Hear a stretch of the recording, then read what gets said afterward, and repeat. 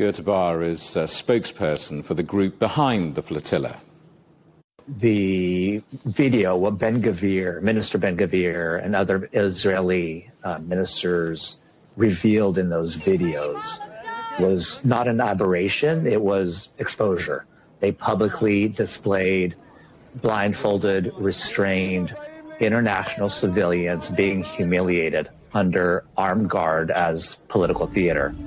And the most revealing part was not the abuse itself, it was the comfort with which Israeli officials broadcasted to the world. You then had Netanyahu and Western governments rush out to say this behavior was not in line with Israel's values, but we know this is exactly in line with Israel's values. That line performs a very specific function.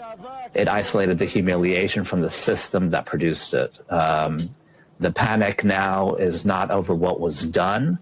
The panic was over the visibility of it, because once ministers begin proudly filming the machinery of humiliation themselves, it becomes much harder for Western governments to maintain the fiction that this is all an unfortunate exception. And this is exactly what Palestinians in Gaza, this is just a fraction, a tiny fraction into what Palestinians in Gaza have been living through under such degradation and military domination and total impunity. I guess many people watching around the world will be wondering if this takes place on camera, what goes on off camera? That is exactly the right question to ask. There are over 10,000 Palestinian men, women, and children who have been illegally detained, abducted, held as political prisoners and hostages.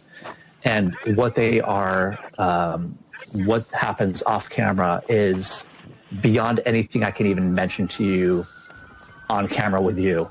It is degrading. It is sexual abuse. It is physical abuse. It is torture.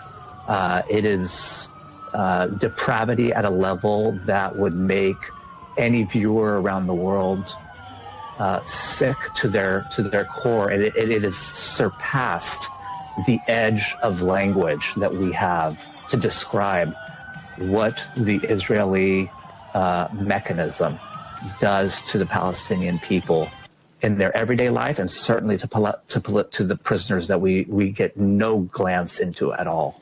I guess the response is, if this treatment is so shocking, the wise thing to do is don't get on a flotilla and stay away from this place. That would be the absolute wrong response. That response says, if this thing is happening, let's just let it keep on happening. And the world has seen too much for too long. We've seen Israel's live-streamed genocide of the Palestinian people on our screens 24/7, 365 for the past 1,000 days. And so that's what these people tried to do. They got on boats, on little sailboats, on wooden boats, on dinghies, to go face down and try to break the illegal siege on Gaza.